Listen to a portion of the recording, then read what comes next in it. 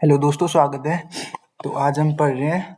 सबसे पहले पढ़ेंगे हम इंटीरियर ऑफ अर्थ, मतलब पृथ्वी के अंदर के जो जो स्रोत होते हैं वो, मतलब फिर हम पढ़ेंगे भूकंप, अर्थक्वेक।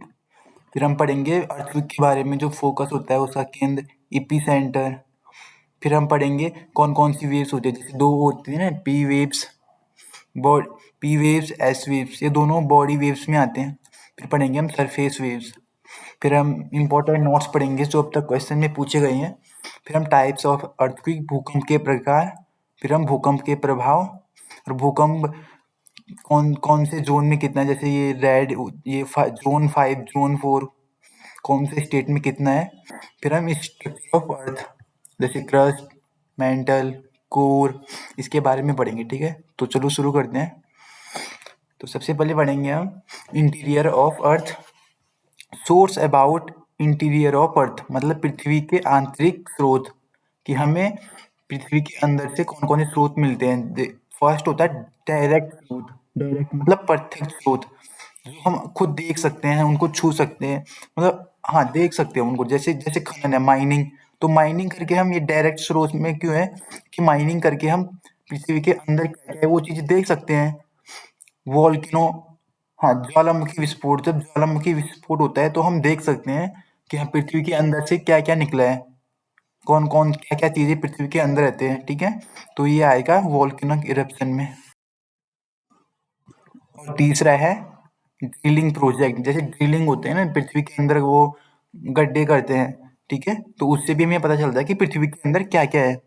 तो डीपेस्ट ड्रिल कोला में, यह है 12 किलोमीटर आर्टिक ओशन में। ठीक है, तो ये थोड़ा याद रखना कि सबसे गहरा वो गड्ढा कहाँ पे है, तो 12 किलोमीटर कोला में, आर्टिक ओशन। फिर दूसरा है कि दूसरा कहाँ से हमें स्रोत मिलते हैं पृथ्वी के बारे में जानने के लिए। ठीक है, तो दूसरा है इनडायरेक्ट स्रोत, जो हमें डायरेक्ट नहीं मिलते। जैसे इनमें तो डायरेक्ट मिला था कि हम कहीं पे खनन करेंगे, माइनिंग करेंगे, तो हमें पता चलता है वहां पे कि क्या क्या है पृथ्वी के अंदर। ज्वालामुखी विस्फोट होता है तो वहां से लावा, मैग्मा, जो कुछ होता है तो उसके बारे में पता चलता है। ड्रिलिंग कहीं पे गड्ढे खनन करते हैं, जैसे ड्रिल करते हैं, तो वहां से भी हमें पता चलता है कि पृथ्वी के अंदर से क्या क्या मिनरल्स, रॉक्स निकले हैं। ठीक है, तो इनडायरेक्ट स्रोत क्या क्या है। तो इनडायरेक्ट स्रोत में पहला है टेम्परेचर, प्रेशर एंड डेंसिटी, मतलब तापमान, दाब और घनत्व। ठीक है, तो पृथ्वी के अंदर कितना टेम्परेचर है, प्रेशर है, डेंसिटी, इन सब से ये भी इनडायरेक्ट स्रोत में आते हैं। ठीक है, और एक इम्पोर्टेंट नोट्स है ये, यूपीएससी सीडीएस एग्जाम में पूछा गया था कि जैसे जैसे हम पृथ्वी की डेप्थ में जाते हैं तो क्या टेम्परेचर, डेंसिटी और प्रेशर में क्या होता है, ये इंक्रीज होते हैं या फिर एक समान रहते हैं या फिर घटते हैं। तो ये जैसे जैसे हम पृथ्वी के अंदर जाते हैं तो इंक्रीज विद डेप्थ, की जैसे जैसे गहराई होती है तो वहाँ ये तीनों बढ़ेंगे, टेम्परेचर बढ़ेगा, प्रेशर बढ़ेगा और डेंसिटी, ये तीनों इंक्रीज होंगे। ठीक है, ये होंगे इंक्रीज। दूसरा मीटेरॉइड्स, जो उल्काएं आते हैं, जैसे पृथ्वी में अगर कोई उल्काएं आते हैं ना स्पेस से, तो क्योंकि वो जो मीटेरॉइड्स आते हैं वो भी मतलब कि किसी जगह से टूट के आए हैं, वो किसी कहीं से, जैसे मीटेरॉइड्स आए हैं तो किसी अन्य, वो क्या बोलते हैं उसे, मतलब कि किसी कहीं से टूट के आए हैं ना, वो जो पत्थर आए हैं, जो मीटेरॉइड्स पृथ्वी में आए हैं, तो उनसे भी हमें पता चलता है, क्योंकि जो जहाँ से वो टूट के आए होंगे तो वो भी कहीं से, जैसे वो टूट के आए तो उनसे हमें पता चलता है कि लगभग हमारी पृथ्वी और दूसरे जहाँ से वो आया है, तो मतलब उनका अंदर का तो सेम ही होगा, मतलब लगभग तो मीटेरॉइड्स भी। तीसरा है मैग्नेटिक फील्ड, की चुंबकीय क्षेत्र से हमें पता चलता है। ठीक है, ये इनडायरेक्ट सोर्स में। फिर सेस्मिक एक्टिविटी, अर्थक्वेक, जैसे भूकंप आता है तो हमें पता चलता है कि यहाँ भूकंप आया है, तो वो इनडायरेक्ट स्रोत में। फिर है ग्रेविटेशन, गुरुत्वाकर्षण। ठीक है, तो ये हमने पढ़ लिया डायरेक्ट स्रोत और इनडायरेक्ट स्रोत, सोर्स। ठीक है, ये इसके इसके सोर्स ऑफ अबाउट, इनके बारे में, पृथ्वी के आंतरिक स्रोत के बारे में पता चलता है। तो हम पढ़ेंगे हम अर्थक्वेक, भूकंप के बारे में। ठीक है, पहले इंपॉर्टेंट नोट्स हैं, ये यूपीएससी के एनडीए, सीडीएस और सीएपीएफ के एग्जाम में पूछे गए हैं, तो ये थोड़ा ध्यान रखना, ये नोट्स इंपॉर्टेंट है। ठीक है, all natural earthquake take place in the lithosphere which is the outer most layer of the earth. कि मतलब जब भी भूकंप होता है ना, कि आपने देखा होगा कहीं भूकंप आया है, तो सभी प्राकृतिक भूकंप स्थल मंडल में होते हैं, जो पृथ्वी की सबसे बाहरी परत है। अब यहाँ पे हमें दो चीजें पता चल गई। क्या क्या?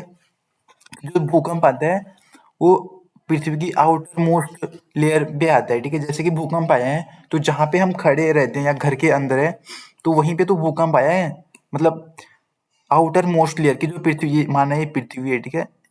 ये पृथ्वी ये पृथ्वी है, ठीक है। तो ये भूकंप कहाँ है? आउटर मोस्ट, सबसे ऊपरी लेयर, ये माना ये, ठीक है। इस लेयर पे भूकंप आता है, ये जहाँ पे हम रहते हैं, ठीक है, यहाँ। ठीक है, तो एक पॉइंट तो ये हो गया। दूसरा है कि पृथ्वी की सबसे आउटर मोस्ट, सबसे बाहरी परत कौन सी है? तो ये आंसर मिल गया कि लिथोस्फेयर। कि सभी प्राकृतिक जो भूकंप होते हैं वो स्थल मंडल में होते हैं, ठीक है। मतलब जहाँ स्थल मंडल किसको बोलते हैं? जहाँ पे आप अभी खड़े हो ना, उसको लिथोस्फेयर स्थल मंडल बोलते हैं। तो भूकंप यही आता है सबसे बाहरी परत में। Earthquakes largely occur along converging plate boundaries when tectonic plates collide with each other। मतलब भूकंप मुख्य रूप से सिमिलित प्लेट सीमाओं के साथ होते हैं जहां टेक्टोनिक प्लेट एक दूसरे से टकराती है। तो ये नोट से मतलब ये बस ध्यान में रख लेना, इसको याद कर लेना, ठीक है, नोट्स कर लेना, बाकी लिख लेना। तीसरा है प्रशांत महासागर की पूर्वी और पश्चिमी सीमाएं अक्सर भूकंप का अनुभव करते हैं, जिसके कारण क्या क्या क्यों क्यों प्लेट सीमाएं, ये सीमाएं प्लेट सीमाओं के साथ मेल खाती हैं, जिसमें भी भूकंप गतिविधियों के लिए प्रवण हो जाती है, ठीक है। तो चौथा पॉइंट है homoseismic line, the line joining the place that affected by the earthquake at the same point in time. संपर्क समसंपर्क रेखाएं वे रेखाएं होती हैं जो उन स्थानों को जोड़ती हैं जहां एक ही समय पर भूकंप से प्रभावित होते हैं। ये रेखाएं भूकंपीय तरंगों के फैलाव और भूकंप पर प्रभाव की सीमा को मानचित्र करने में मदद करती है। अब है सेस्मिक गैप्स क्या है, ठीक है। भूकंपीय अंतराल के वे खंड होते हैं जिनकी प्लेटें सीमाओं में हाल ही में अतीत में दरार नहीं आई है। इन अंतरालों में भविष्य में हाँ, तो सीस्मिक गैप्स वहाँ होते हैं कि जहाँ पे ना अभी अभी तो वहाँ पे कोई भूकंप या दरार नहीं हो रही है, लेकिन भविष्य में वहाँ पे भूकंप आ सकता है, ठीक है। जितना जितना अधिक घना पदार्थ होता है उतनी अधिक भूकंप तरंगीय वेग होती है, ठीक है। तो ये नोट्स है, इनको थोड़ा याद रख लेना कि ये एग्जाम में पूछे गए हैं, ठीक है। अब हम मेन चीज पे आते हैं कि सबसे पहले पढ़ेंगे हम फोकस, ठीक है, हाइपोसेंटर, ये क्या होता है। तो पहले हम इस पे देख लेते हैं। देखो ये लिथोस्फीयर है, स्थल मंडल ऊपर, ठीक है, जहाँ पे बिल्डिंग्स है, जहाँ पे हम रहते हैं, ये वहाँ पे है, ठीक है। और ये पृथ्वी का इंटीरियर है, पृथ्वी के अंदर, मतलब हम जहाँ पे हम खड़े हैं ना उसके नीचे का भाग है ये पूरा, ठीक है। तो इसके नीचे फोकस वहाँ पे होता है जहाँ से ये स्टार्ट होता है अर्थक्वेक, भूकंप पृथ्वी के नीचे। देखो ये दो प्लेट बाउंड्री है ना, ये यहाँ पे सेपरेट होकर अलग हो गई, ये भी खसकती है या फिर ये थोड़ा इधर उधर होती है ना। तो यहाँ पे जहाँ पे पृथ्वी के नीचे जहाँ पे मेन पॉइंट है इसका, जहाँ से स्टार्ट होता है उसको फोकस बोलते हैं, ठीक है। तो यही है फोकस। फोकस और इसको हाइपोसेंटर भी बोलते हैं, ठीक है। The focus is the point of origin of the seismic energy within the earth. It is the location where the earthquake began. देखो फोकस क्या है? फोकस जिसे हाइपोसेंटर भी कहते हैं, पृथ्वी के भीतर भूकंपीय ऊर्जा की उत्पत्ति बिंदु है। तो फोकस क्या है? बल कि पृथ्वी के भीतर जहाँ से भूकंप स्टार्ट होता है, तो यहाँ से ये पृथ्वी के अंदर है, यहाँ से भूकंप यहाँ से स्टार्ट हुआ ना, ये देखो ये ये देख रहे हो सेस्मिक वेव्स, जहाँ से ये रेड रेड सारी सेस्मिक वेव्स है। तो जहाँ से स्टार्ट होता है, स्टार्ट कहाँ से? फोकस से। तो फोकस उसको ही बोलते हैं, ठीक है, कि पृथ्वी के अंदर का वह भाग जहाँ से भूकंप स्टार्ट हुआ है। यह वह स्थान है जहाँ से भूकंप शुरू होता है। तो भूकंप पृथ्वी के नीचे जहाँ से शुरू होता है उसको फोकस बोलते हैं, ये याद रखना है, बहुत बार एग्जाम में पूछा गया है। From the focus, seismic energy travel in all direction in the form of seismic waves। ठीक है, तो दूसरा पॉइंट फोकस के बारे में क्या है कि फोकस से भूकंपीय ऊर्जा सभी दिशाओं में भूकंपीय तरंगों के रूप में यात्रा करती है। हाँ, तो फोकस से ये हमारा फोकस है, तो इसे चारों दिशाओं में वही नोट्स दे वही लिखा है ना उसमें कि seismic energy travel in all direction। तो ये रेड रेड वो है ना जो डॉट सर्कल में, तो ये सीस्मिक वेव्स है, ठीक है। तो ये चारों दिशाओं में फैलते हैं, गोल गोल गोल गोल चारों दिशाओं में, ठीक है। तो वही लिखा है। अब हम पढ़ेंगे ईपी सेंटर के बारे में। तो ईपी सेंटर क्या है? ईपी सेंटर वो है, देखो पहले इसमें देख लो, ठीक है, पहले इसको मिटा लेते हैं, 1 मिनट।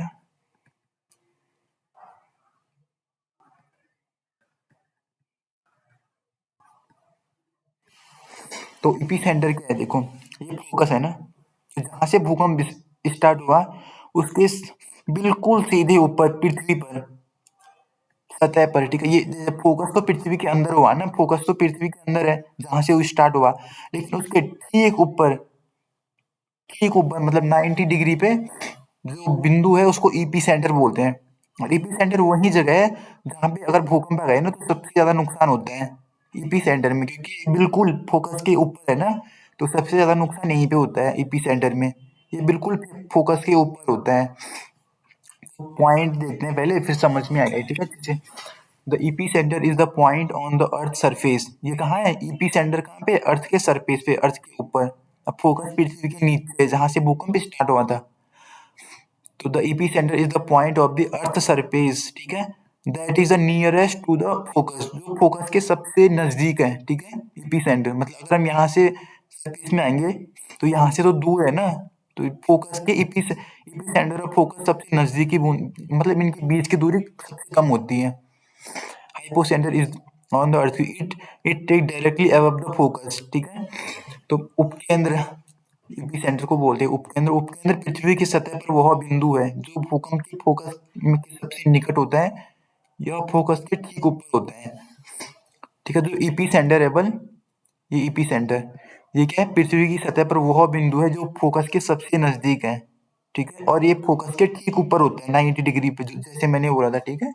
तो ये एग्जाम में बहुत बार पूछता है कि ईपी सेंटर कौन कहाँ पे होता है, तो यूपीएससी, सीडीएस, एनडीएस, सीएपीएफ के एग्जाम में पूछता है ना, या पीसीएस की, तो उसने पूछा कि ईपी सेंटर कहाँ है, तो ऑप्शन में दे देता है कि ईपी सेंटर वो है जहां से भूकंप स्टार्ट होता है। लेकिन नहीं, ईपी सेंटर पृथ्वी की सतह पर है, भूकंप तो फोकस से स्टार्ट होता है, ठीक है। It is the first location to experience the seismic waves generated by the earthquake. उपकेंद्र वह स्थान होता है जो भूकंप के उत्पन्न भूकंपीय तरंगों के सबसे पहले अनुभव करता है। मतलब देखो, अगर भूकंप आ गया तो भूकंप यहाँ से स्टार्ट होगा, फोकस से। तो अगर पृथ्वी में अगर सबसे पहले कहीं भी पता चलेगा कि भूकंप आ गया है तो ईपी सेंटर पे होगा, ठीक है, इसके ठीक ऊपर। मतलब पहले यहाँ पे भी नहीं पता चलेगा भूकंप है, यहाँ पे भी नहीं, सबसे पहले हमें ईपी सेंटर पे पता चलता है कि चलो भूकंप आ गया है, ठीक है। मतलब जहाँ पे फोकस है उसके सीधे ऊपर। The intensity of the earthquake increase with the distance from the epicenter। उपकेंद्र से दूरी के साथ भूकंप की तीव्रता में कमी आती है। इसका मतलब है कि उपकेंद्र के निकट के क्षेत्र अधिक तीव्र से झटके अनुभव करते हैं, जबकि दूर के क्षेत्र कम। अब ये क्या बोल रहा है, ठीक है, यहाँ पे समझो इसको, एक मिनट है। हाँ, तो ये बोल रहा है कि जो, एक मिनट है, फिर से पढ़ते हैं। उपकेंद्र उपकेंद्र से दूरी के साथ भूकंप की तीव्रता, हाँ। तो देखो ये ईपी सेंटर है ना, ठीक है। हाँ, तो अगर बस सबसे अगर भूकंप आ गया, ठीक है, तो अगर सबसे ज्यादा नुकसान होगा तो वहीं पे होगा ईपी सेंटर पे, ठीक है। ईपी सेंटर पे क्यों होगा, क्योंकि ये एकदम फोकस के सबसे नजदीक है, फोकस के ऊपर है ना ये। तो सबसे ज्यादा भूकंप जो होगा नुकसान यहीं पे होगा ईपी सेंटर पे। जैसे जैसे हम दूर जाएंगे तो यहाँ पे दूर जा रहे हैं तो यहाँ पे नुकसान कम कम कम होगा, ठीक है। मतलब देखो, ये यहाँ पे एपी सेंटर है, यहाँ पे लोगों के घर हैं, तो यहाँ पे सबसे ज्यादा नुकसान होगा। फिर इस बिल्डिंग में और कम होगा, फिर ये और दूर है तो इसमें और कम होगा, ये नजदीक है तो इसमें और ज्यादा नुकसान होगा, ठीक है। तो जैसे जैसे हम दूर जाएंगे तो नुकसान कम होगा, ठीक है, यही बोल रहे हैं। अब है मेजर अर्थक्वेक, भूकंप को कैसे मापते हैं, ठीक है। तो सबसे पहले सीस्मोग्राफ। तो सीस्मोग्राफ क्या है, seismograph is an instrument that record earthquake wave as they reach the earthquake surface. पृथ्वी की सतह पर पहुंचने वाली भूकंप की तरंगों को रिकॉर्ड करते हैं। मतलब अगर ये तरंगे है ना, ये रेड रेड, तो जो इनको जो रिकॉर्ड करते हैं ना इन तरंगों को, तो उसको बोलते हैं सीस्मोग्राफ, ठीक है। यह भूकंप के स्थान और तीव्रता का निर्धारण करने में मदद करता है। कि जो ये है ना सीस्मोग्राफ, तो ये भूकंप का स्थान, की भूकंप जो भूकंप का फोकस है और ईपी सेंटर वो कहाँ पे है, उसको ये बताता है। और उसकी तीव्रता बताता है कि कितना भूकंप कितना आया है, ठीक है। फिर रिएक्टर स्केल क्या है, the Richter scale is a magnitude scale ranging from 0 to 10। It describe the quality of energy release during the earthquake. The scale has no upper limit. Richter scale क्या है, यह परिमाण को मापता है, ठीक है। जो 10 से 0 से 10 तक इसमें नंबर होते हैं, ठीक है। यह भूकंप के दौरान मुक्त होने वाली ऊर्जा की मात्रा का वर्णन करता है। इस स्केल की कोई ऊपरी सीमा नहीं होती। तो रिएक्टर स्केल क्या है कि कितनी ऊर्जा हुई उसमें, मतलब जब अर्थक्वेक आया तो कितनी एनर्जी हुई, तो उसको नापता है रिएक्टर स्केल। दूसरा है मार्शल स्केल, मा मराकरली स्केल, ठीक है। तो इंटेंसिटी स्केल रेंज ये 1 से 12 तक होता है। Take the account the visible damage caused by the earthquake. तो ये क्या है, ये भूकंप के कारण जितना नुकसान हुआ ना, तो उसको देखता है कि कितना नुकसान हुआ है उसको। अब हम पढ़ेंगे अर्थक्वेक वेव्स, भूकंप की तरंगे कौन कौन सी होती है। तो दो दो वेव्स, दो टाइप की होती है, ठीक है। फर्स्ट है बॉडी वेव्स, दूसरी है सरफेस वेव्स, ठीक है। तो बॉडी वेव्स है ना, ये दो पार्ट में डिवाइड है, एक दूसरा ये है, दूसरा ये है। तो बॉडी वेव क्या है, सबसे पहले ये पढ़ते हैं, ठीक है। Body wave are generated due to release of energy that focus and move all direction travelling through the body of earthquake. तो ऊर्जा के फोकस से मुक्त होने के कारण उत्पन्न होती है और सभी दिशाओं में चलती है। देखो बॉडी वेव है, तो बॉडी वेव दो टाइप के होते हैं, ठीक है। These wave further classified two type. तो जो बॉडी वेव है वो दो टाइप के होते हैं। फर्स्ट प्राइमरी वेव्स, जिसको पी वेव्स भी बोलते हैं। दूसरा है सेकेंडरी वेव्स, इसको एस लिख लेना ना शायद, एक मिनट। तो दूसरा है सेकेंडरी वेव्स, यहाँ पे गलती से मैंने पी लिख लिया तो इसको एस कर लेना, ठीक है, एस वेव्स। पी वेव्स क्या है, एस वेव्स, इन दोनों को देखते हैं, इन दोनों में क्या डिफरेंस है, ठीक है। पहला तो यही है कि ये दोनों बॉडी वेव्स के वो है, मतलब इसके टाइप है बॉडी वेव्स के, ठीक है। Move faster than other, the first arrive the earth surface.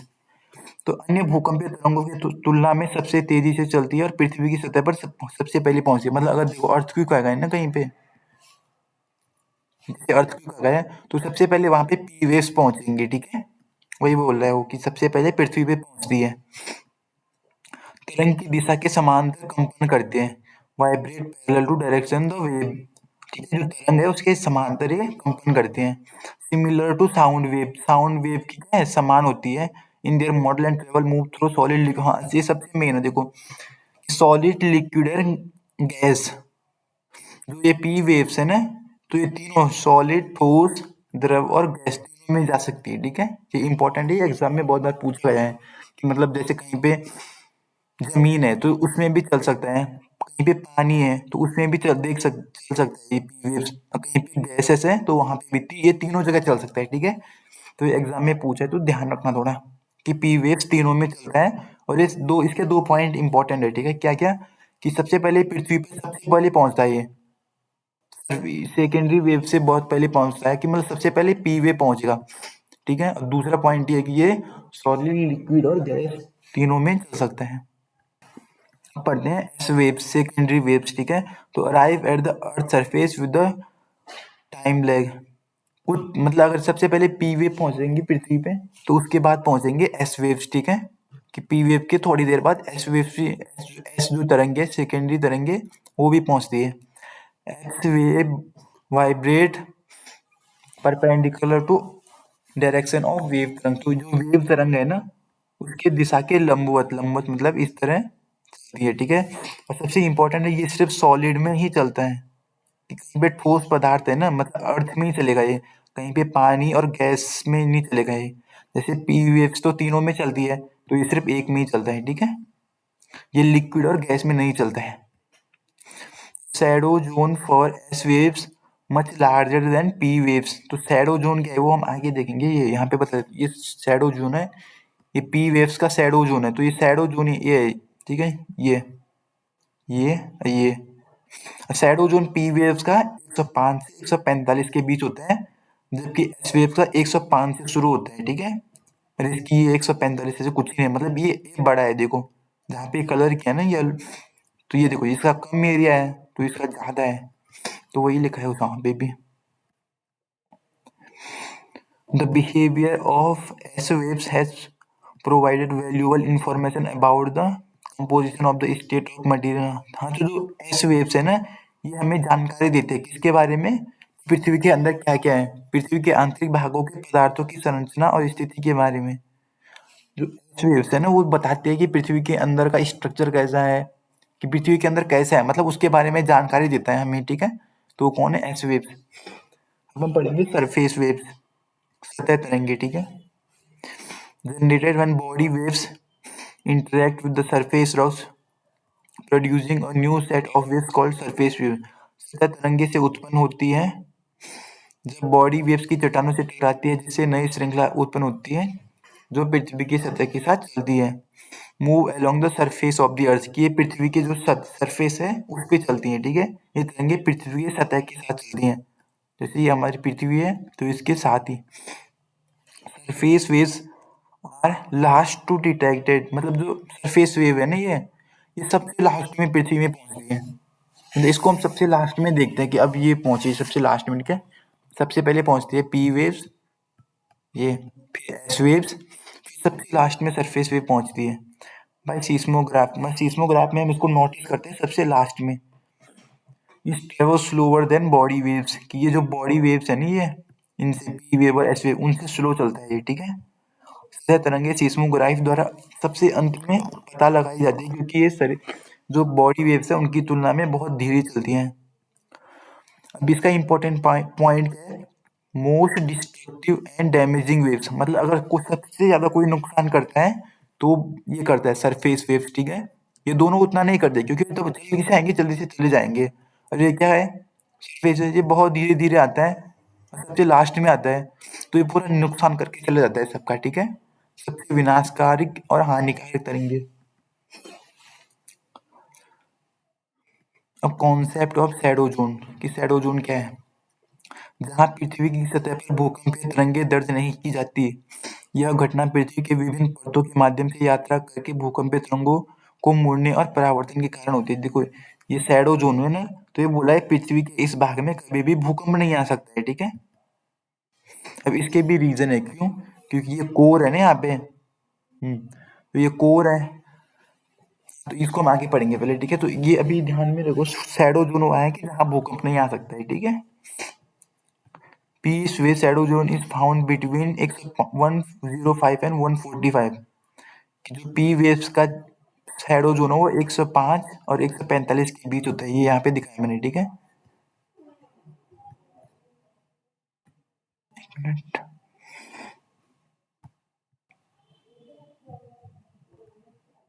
तो ये देखो, ये 105 और 145, 105 और 145 के बीच में होता है पी वेव्स का शैडो जोन, ठीक है। वैसे ये इतना इंपॉर्टेंट है नहीं, पर एग्जाम में कभी भी पूछ सकता है ना। तो ये ध्यान रखना कि जो पी वेव्स का शैडो जोन है वो 105 से 145 तक होता है।